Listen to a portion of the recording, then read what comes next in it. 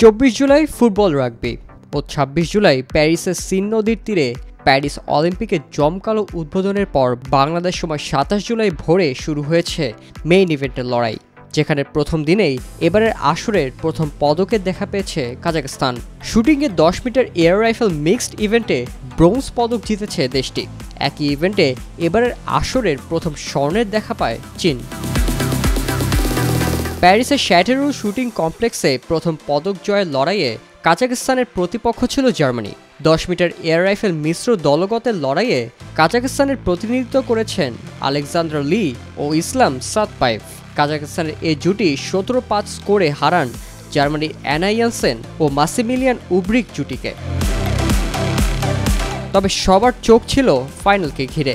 সোনার পদকের লড়াইয়ে দক্ষিণ কোরিয়ান কিং জিং ইয়ং ও পার্ক হাউনের মুখোমুখি হন চীনের হুয়াং ইউতিং ও শেন লিয়াও জুটি।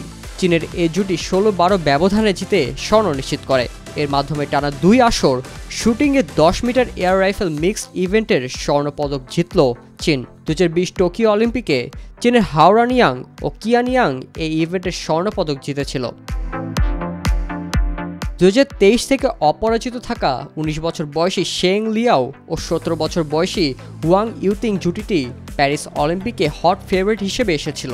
আজারবাইজানের বাকুতে 2023 বিশ্ব চ্যাম্পিয়নশিপ ও হাংজুতে এশিয়ান গেমসে স্বর্ণ জিতেছিল এ জুটি। প্যারিসে আসার আগে জুনে জার্মানির মিউনিখে টানা চতুর্থবার বিশ্বকাপ জয়ের পথে 635.1 পয়েন্ট নিয়ে নতুন বিশ্ব জুনিয়র বাছাই পর্বের রেকর্ডও গড়েছিল এ চীনা জুটি। এদিকে 3 স্বর্ণ ও 2 রূপা জিতে টেবিলের শীর্ষে অবস্থান করছে অস্ট্রেলিয়া। নারীদের 4x100 মিটার ও 400 মিটার এবং পুরুষদের 400 মিটার ফ্রি স্টাইল রিলে সাঁতারে স্বর্ণ জিতেছে অজিরা। অন্যদিকে 2 সোনা ও 1 রূপা জিতে টেবিলের দ্বিতীয় স্থানে অবস্থান চীনের। 1 সোনা 2 রূপা ও 2 ব্রোঞ্জ জিতে তৃতীয় স্থানে আছে যুক্তরাষ্ট্র।